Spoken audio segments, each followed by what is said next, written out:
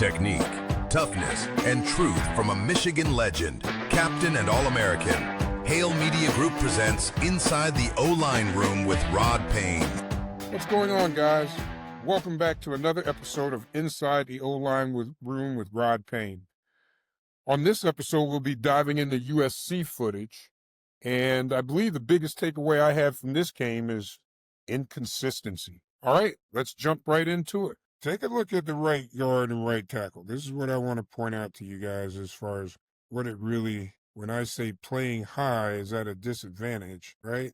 If we take a look at the right guard and right tackle, right, and I should have highlighted this, but you can see the right guard and right tackle, if I can read their numbers as flat as day and their backs are straight up and down, they are in a position where they're being controlled by that D-line who's got their hands inside. And I'd like to see these guys be on this side of the line of scrimmage as opposed to in the backfield. This is one of the things that's crucial in offensive line play is you got to dig that first yard out of there. Okay, if you're making contact with the D-line and your feet are not in front of the line of scrimmage, you're putting your whole running game at a disadvantage, all right? And you can see here, we don't have the upfield pressure. We don't have the upfield push. And look what our running back has to do. Our running back has to redirect because the tight end does not secure that block. So from there, running back has to boogie out of the backfield, get out to the side.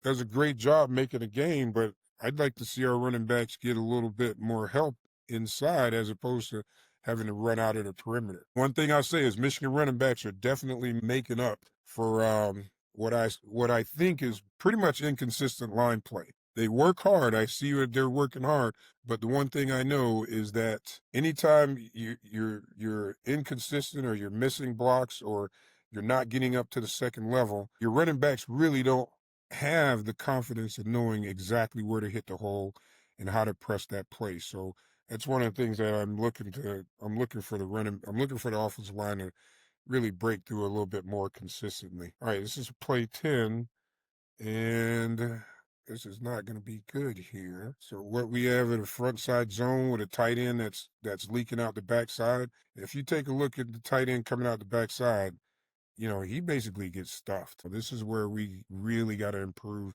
in getting our pad level down. If you look at the offensive line and you look at the USC defense line, there's just total penetration there that we're not getting our heads front side to dig in and stop that rush. I'd like to see a much better job at this. Now, here's an end zone copy that's going to show you a little bit more of what's going on here, okay? If you look at let's take a look at the left guard, okay? Let's look at the left guard here, and I'll highlight him. I'll highlight him here so you can see where he is. All right, there's a left guard there. And when I say if we're flowing to the right, we're moving to the right, it is crucial that this guard gets his head on the front side just like this center has. The center initially has control of him, but I don't think did a good job passing that D line to the guard, which is effective combo blocking, passing one man to another before you go up to the level. And you can see that affects the play because now he gets beat front side and he affects the play.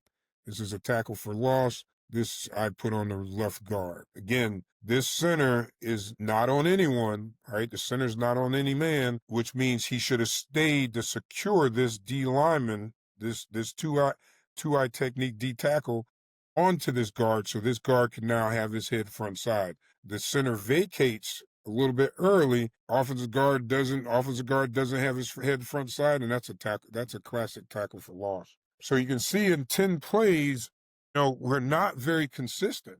All right, the first 10 plays, I'm not seeing a good push from the line of scrimmage. I'm not seeing shoulder square. I'm not seeing hands inside. And for that matter, I'm not seeing a consistency of understanding how to play 2-on-1. Okay, for example, if I'm combo blocking and I got to get up to the linebacker, if I don't secure the down lineman first before I get up to the linebacker, you see exactly what happened in the previous play where I may go up to the second level of linebacker, but if there's a D lineman sitting in my backfield that's tackling the running back, what good is it? Okay, this is something I want people to understand. Quarterbacks are instructed to have their heels at 5 yards from the line of scrimmage. So right now, this is 5 yards. The blue line is line of scrimmage. The yellow line is 5 yards. Okay, I know I put 7 yards there. I probably should put 5 so you understand. But this is what I mean when I say understand this on a rush, right? And I'm gonna go past here these schemes here. Look at where the quarterback is, right? I'm gonna get back to what happened on that offensive line. But look at where the quarterback is here. This is 10 yards deep. When you look at the angle here, number 19, the only way he can really get a clear run to the running back without having to go through the offensive line is if this quarterback backs up far enough to where it's a straight line. For example, when we're kicking a field goal, you can see that when they're rushing off the edge to block an extra point or field goal, the rusher has to really turn that corner to get to that kicker. Well, if we place the kick back another 5 or 10 yards, it's a straight shot. And this is one of the things I was talking about, having a young quarterback that may not understand the reality of, having happy feet and backing up to 10 yards as opposed to stepping up in the pocket. Well, problems beget other problems. One of the reasons I suspect that Bryce Underwood is not stepping up into the pocket is because he doesn't have a solid pocket to step up into, right? And I'm going to show you that. I'm going to show you what I mean by that with a few, when we go back and show you what kind of the scheme of the defensive line, okay? And what you have here is basically a zone blitz where you're going to show 6. You're going to walk 6 up and show 6, but you're going to drop 2. And what you have here is a tackle DN twist, so that this D tackle is going to drive in, this D tackle is going to drive in, and the defensive end is going to loop around, hoping to come free for a blitz. And what he was going to do is contain this guy, look to contain this side while the safety blitz is on this side. This is a hell of a blitz scheme that we could have picked up. We picked up in part, but not in whole. And I'm going to show you that with the technique of the right tackle, and the right guard. They do a good job on one end, but on another end, a poor job, and the quarterback doesn't help it by having a 10-yard drop. Okay. So let's get to the tight copy. I love when you're watching TV and they show you this angle. This angle shows you more football than anything you'll watch. So right here, you got basically 2 defensive linemen that are going to slant in while the defensive end is going to come here. Now, in a perfect world, what you would like to see is this, once the left tackle recognizes that the DN is looping, for him to turn back and drive right back into this man, bumping the left guard to the center, and the center should be bumping off to actually pick this guy up. Now they don't work it out that way. Okay, and you'll see they don't work it out that way, but nonetheless, the technique of the center has to be more flat. He's got to be more in front of this guy as opposed to letting this guy get the edge. Because he lets this guy get the edge, the left guard is not in position to bump the center off for the looper. Well, let me tell you right now, this center better be buying this right guard a burger and a soda come Saturday night, because this right guard having his head on a swivel, and this is one of the rules of offensive line play. If you're in pass pro and you are uncovered, get your head on a swivel.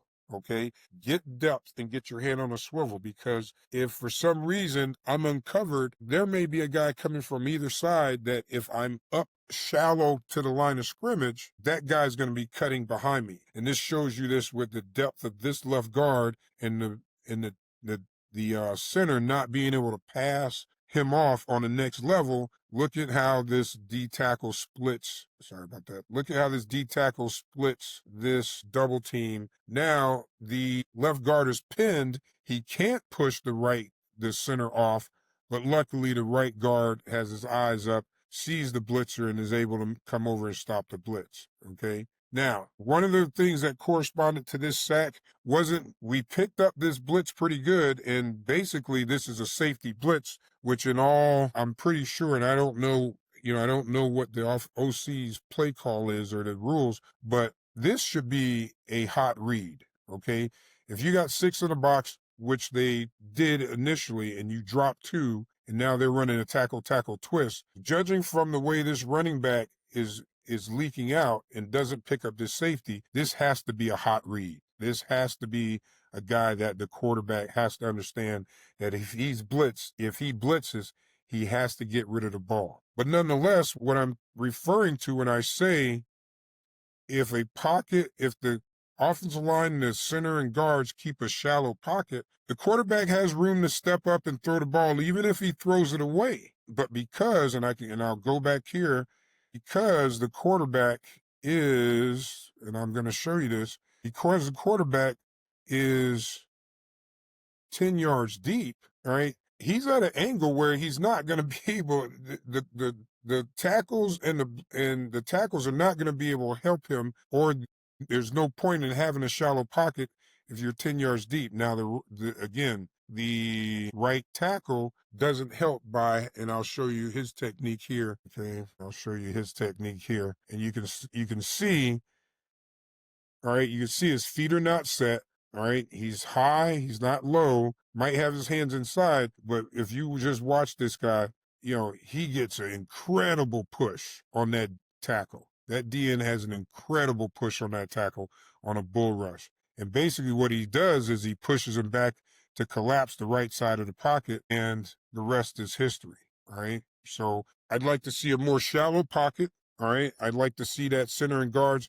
I'd like to see that center be able to pass off that D tackle to his guard a little bit better, but the DNs have to flatten off the rush angle in order to create that curved pocket to where the quarterbacks now have room to step up.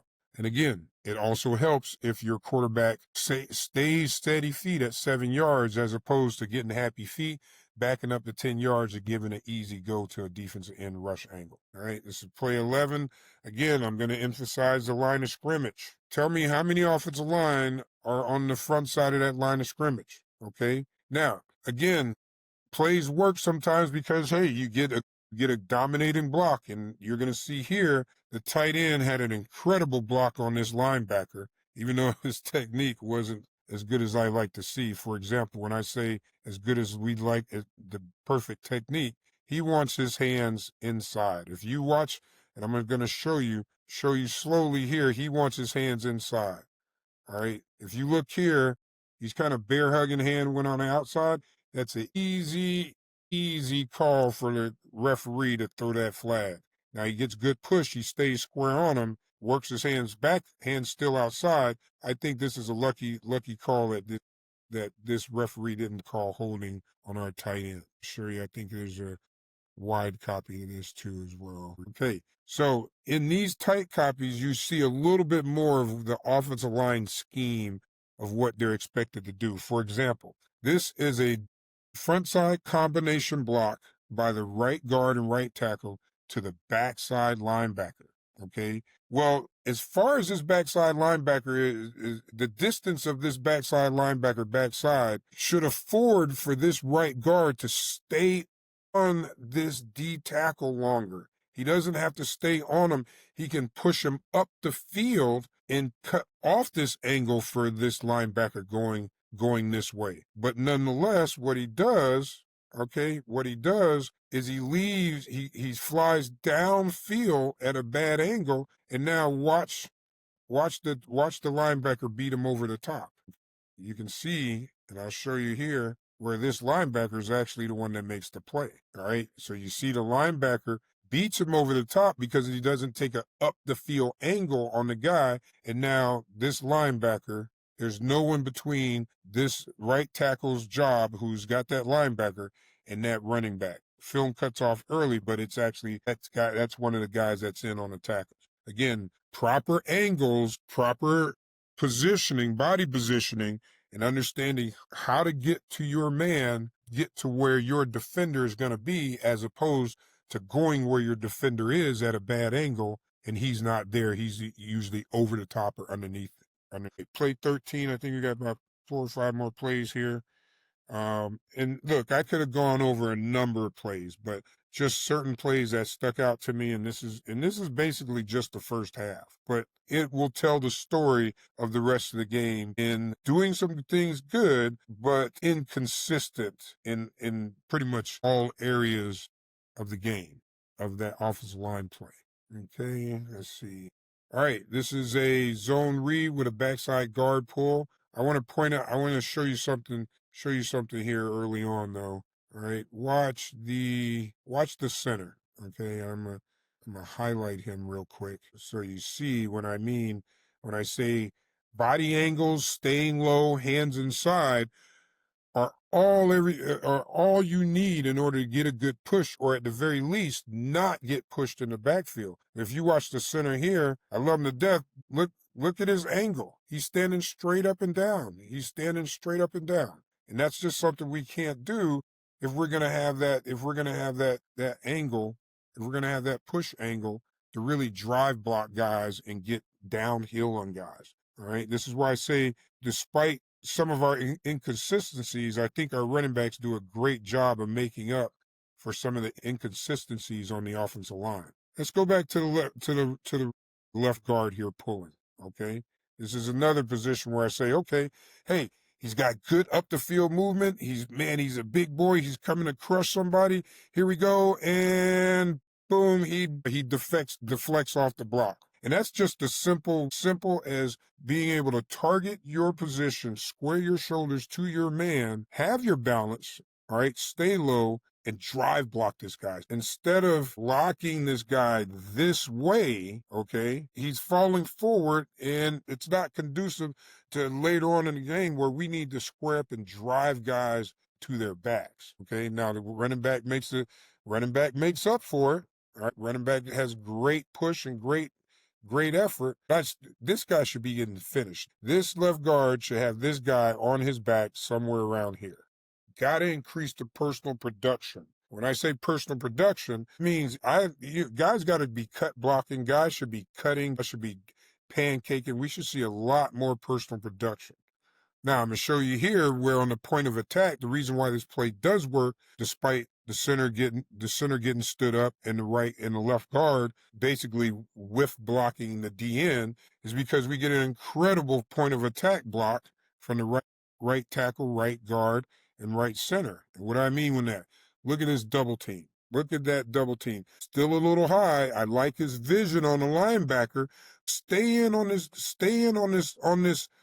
double team until the last possible second. In fact, when I had Joe Marinero on my right as my right guard, we knew that if we could, dig deep and drive this down lineman into the feet of the linebacker, we basically didn't even have to come off on the linebacker. Okay, we really didn't have to we only had to block one man, but if we blocked him to another one, it made our job that much easier. Now, I don't know, I think there was an issue where not an issue. I do love this personnel change. Steve Frazier was a center that played with me at school, and this is his son, big number 77. This kid does an incredible job, and you'll see later on, I think I highlighted him on another play where, for a young lineman coming in at tight end, watch the job that he does on this tight end. This is a great job. I think it's a freshman. Yeah, Frazier's a freshman. I was kind of happy to see that drive. I wish he was a little bit lower. Look at all these guys. Anytime you can see all the backs of guys' jerseys like this, that's not flat backing, all right? Flat backing, these guys should all be down, jerseys down, helmets centered in guys' heads or helmets front side, depending on the angle they're running at. And I should see guys digging in like they're driving a 7-man sled. Nonetheless, these jerseys being seen shows me that these guys got their chest, that the defensive line is lower than these guys and they have more leverage. Now, this is what I touched on this earlier about this. I touched on this earlier about what my expectations is for this left guard pulling. He should have destroyed this guy. Look at where he is right now. But because he doesn't go down the center of him, all right, and I like that his head's inside, But look at his feet. His feet are too close together. Anytime your feet are close together, it's the difference between riding a bike, right? If you're going to pedal a bicycle, imagine how easy it is for someone to push you over on a bicycle if your feet are together. Well, that's the whole reason why we have to have our feet at a wide base is what you see right here. Okay, watch this finish block and you'll see what I mean when I say, yeah, he olays him. He basically does the Matador deal and he's like, hey, get past me. Now, the defensive defender olays him to the wrong angle, which the running back does a great job of reading that angle. But you'll see later in the game, olaying a block like this and the running back doesn't pick the right angle, that's a tackle for loss. So I'd like to see all these guys get lower and be able to get more square and get more leg drive and finish blocks. All right, so here we go. We got a run play. Let's see what we got here. All right, let's check out the left tackle. Let's see what the left tackle does. Look at the line of scrimmage, okay? Look at the line of scrimmage. Look at the contact of the left tackle and the D end, okay? We're already at a disadvantage if we're not getting up the field pressure. Now, this might be good for draw type plays where we want to do basically a pass action run. But these are zone reads. Unless technique has drastically changed in all of college football, I'd like to see once this guy makes contact, drive block him, drive block him, kick his ass, drive block him. Don't just stand up and take that. Drive block him. All right. Same thing here with the left guard. Let's look at the left guard. Okay. Drive block him. Okay. It's too many bumps off or shear blocks where they're shearing off instead of a square in your face. My hands are inside, just like this. Okay. And I'm sure you to emphasize the difference between this guy missing this block or not having full control or dominating position on this defender and this guy here. Here's the difference of it, all right? But look at what I highlighted, right? This is something that Les Miles would always point out at the end of the play. Why is it that I have D linemen on the pile and offensive linemen standing around, okay? And it comes down to, were you on the right angles to block your man? And did you sustain your blocks till your man was on the ground? All right, here's what I'm talking about. You see back here, look here, line of scrimmage. Look here, high angle, all right? Hands outside, all right? Has good hands inside, okay? Got good hands inside. Still a little high. Feet are together. And when your feet are together, what did I say? It's easy to throw somebody on the ground when their feet are together. All right, easy to throw someone on the ground or shear off a block or discard a block when your feet are not square. All right, and this is some of the things that we got to do. We got to be able to do. I know guys say, "Hey, Payne, take it easy on them." Well, the expectation is for the position, and I think, I think things have to improve for the Washington game. There's no question that there should be some butt chewing and some licks, some real. The intensity's definitely got to go up this week. There's no question about it.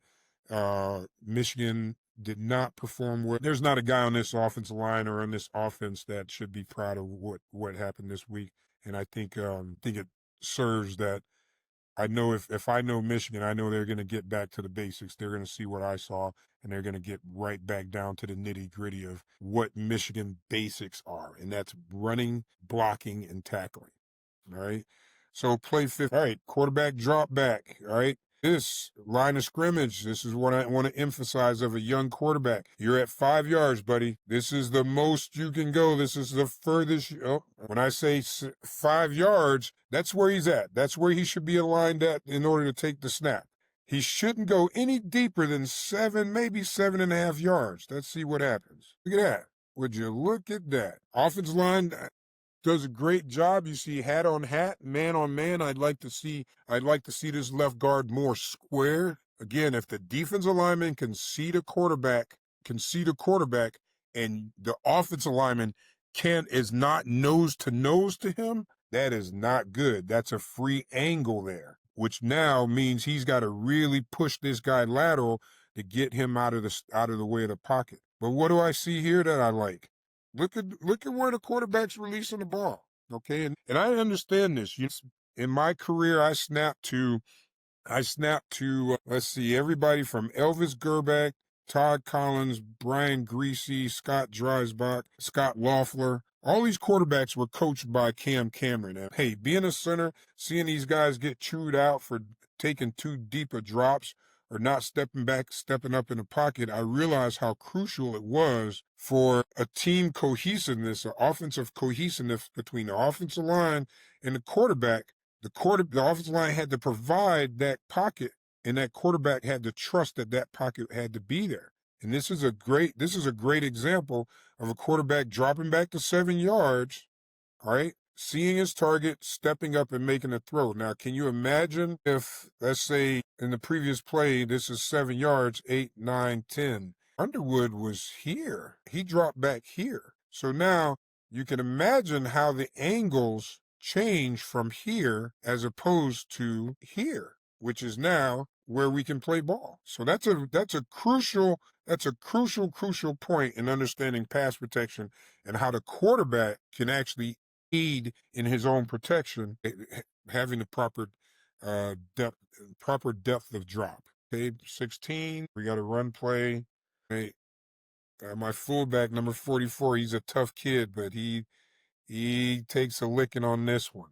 All right, and you're going to see it on the wide copy. Look at number 71. Does a great job driving down, but what would I like to see here? Wider base, lower, and I'd like to see hands rather than his head being pinned back because that D lineman is kind of into him a little bit. But nonetheless, he does a great job washing him down. All right, let's look at the left guard. He's got to see his angle. This is his guy. All right, this is his guy. Let's see what he does. Okay, and I'll highlight this play in a minute from a different angle. All right, but this is what I want to show you about having balance, having a wide base. He starts out with a wide base. Let's see how that goes. Dips his head. You dipped your head, kid. You gotta see the whites of the eyes before you really bury your head in there. And again, it's one of those Olay blocks, essentially, where the defender has better hands, has an eye on the ball, better hands, and the offensive line is not in position to really redirect with him, and the rest is, the linebacker plays off and is in on the tackle. The other thing I'd like to see, and this is something that I believe has to change, and guys may be a little bit mad at me. I had an opportunity to speak to this offensive line before, I forget the homecoming game. I believe it was Wisconsin. I just shared with them from the position of where when we played, and I don't like to always say that when we played back in my day, but the one thing that is still prevalent today is effort. It's still about effort. And I just don't see enough downfield gritty, I'm going to destroy this guy. Hey, I missed my block. The block wasn't the best, but I'm going to make this guy pay for it because I'm going to stay after him until that whistle blows a second time. All right, just in case referees blow the whistle. They don't just rap on it one time and it's done. They make sure people know it's done because, like they say, block until the whistle. Well, I didn't make sure I heard that whistle because we were gonna block all day long because we knew that took away from your desire to give that effort to pursue the ball that much more. And that's when, in the second half, a lot of games are won by attrition because, again, I started off by saying every defense has a magic number of plays, a magic number where they may play 65 plays in a game, but play number 38, depending on how many plays, that play number 38 may be the number where their effort level goes from here to now flat. And if that's earlier in the game rather than the fourth quarter with a lead, you now can see how 3 and outs or not sustaining blocks or not dominating defensive guys by attrition can now leave that spark, leave that defense with just enough to be able to beat you, let alone you're playing inconsistently, missing blocks. And now the defense has got their teeth out. They smell blood in the water. And at that point, there's no way to stop them unless you really got a complete change of what you have been consistently doing. And that's been inconsistent. All right, here's what I mean when I say you've got to play low. This is normally a stud kid, but I don't care who you are. If your technique's not there, if you're not prepared, if you're not in that right frame of mind, even from one play to the next, you can see here that he just gets destroyed by that guy. All right, play 17. This is a blitz, zone read, quarterback keep. I think this was a decent play here. Let's see what we got. All right, zone read, quarterback keep. Let's take this to the wide copy, and I'll show you how important it is for guys to get hat on the hat. Okay, hat on the hat. I like this to be lower. Definitely like this to be lower. Get ready to get your hands inside. Great hands inside. Watch this running back, all right? And this is what a pocket looks like. This is what I mean when I say flattening off the angle, okay? Flattening off the angle so your quarterback has a pocket to step up in. Now, Bryce, this was a called quarterback keep, all right? So Bryce knows he's going to run. Well, hey, I'd like to have the same assurity of him planting that foot at 7 yards, which you can see he plants that foot right at about just a shallow 7 yards. I'd like to see him have that same confidence in planting at 7 yards to make the throw, not just the run. But nonetheless, we do a great job. Running back does an incredible job. In fact, I'm gonna say something here, and this may be controversial, but I never played on a Michigan team in any year where the running backs were tougher than the offensive line. And from what I've seen in the first half of this season, I believe our running backs are physically tougher than our offensive line. And that has to change. Now, I'm not saying we've never had our running backs have ever been soft, but when we were playing offensive line, our offensive line was so tough that there just was no way the running back was going to be tougher. They could be as tough as us, but never in my entire experience at Michigan was a running back tougher than the offensive line. Well, plays like this just show you how tough these guys are. Just right down the middle, snaps this kid's head back, redirects the blitz full speed. That's just kid after. That's what I would have liked to seen our left guard do, okay? This is what I'd like to see. I'd like to have seen our left guard do this on some pull plays. But him being able to do this puts us being hat on hat. Again, it ain't rocket science. We just got to be in good position. He loses a little bit of angle here, all right? But nonetheless, the play is developed. And now we're playing ball. Again, I was always on a team where the wide receivers and their blocking was as tough as the offensive line. Again, blocking is the same technique across the board. I don't care if you're a running back. I don't care if you're a wide receiver, tight end, tackle. I don't care if you're the quarterback and you're leading the way on a reverse. You have to stay square. You have to get your hands inside, and you gotta keep your feet moving and stay low. Look at how high he is. At this point, he's at the mercy of wherever that running back wants to discard him and make the play. All right. Coming up, got 2 more plays here, guys. We'll wrap this up. All right. Let's watch the angle. Hands inside. Drive him. Let's go. Let's play ball, guys. Let's see that left tackle. All right.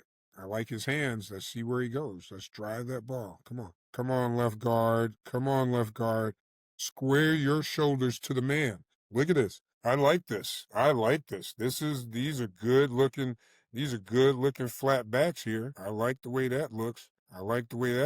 He's a little high here. Look at those hands inside. Oh man, that's getting me excited there. I like that. That is the angle I want to see on our blocks. Now he manages to discard him because he's got a little bit too much forward pressure and he's not got his legs wide in order to redirect that rush. Right here, this is just, this is what we call bump blocking. This is what happens when you don't lock your hands inside and drive your defender with wide base. All right, no pushing. All right, it's one of those things I don't understand. We really gotta get a lock on, is get hands inside and really understand how to drive guys to their backs. All right, Bryce is lined up, perfect position, heels at 5 yards. All right, let's see what we got here. Quarterback too deep.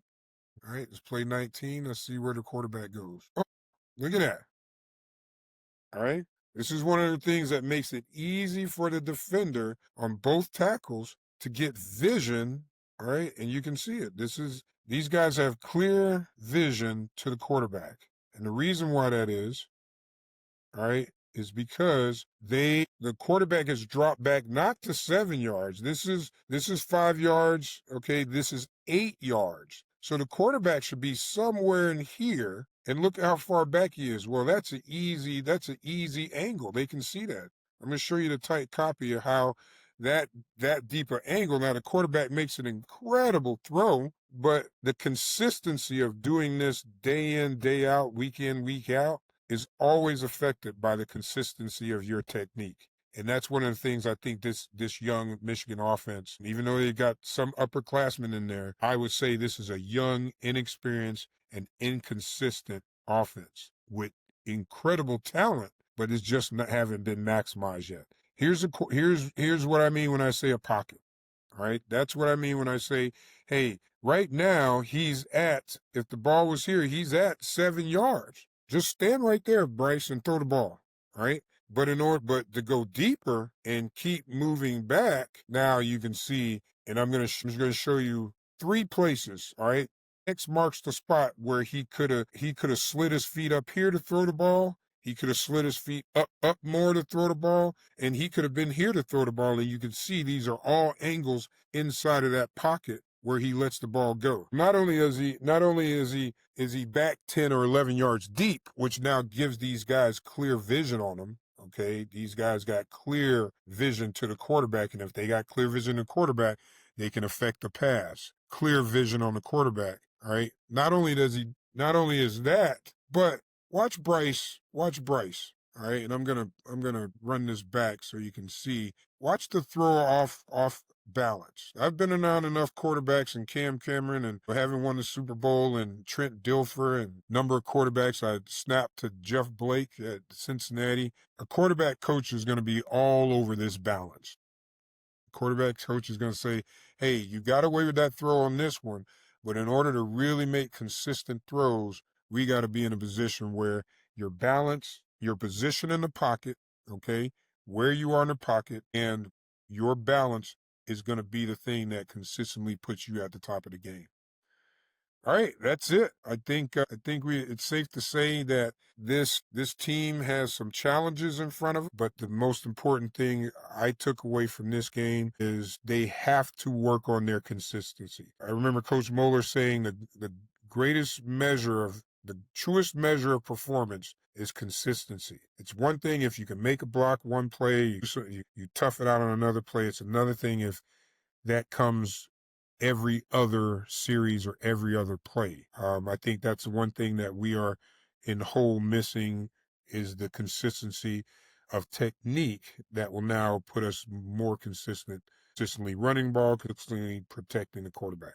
Thanks again, guys. This has been Rod Payne inside the offensive line room. God bless and go blue. If you like this kind of content, please like, share, follow, and subscribe. And as always, go blue.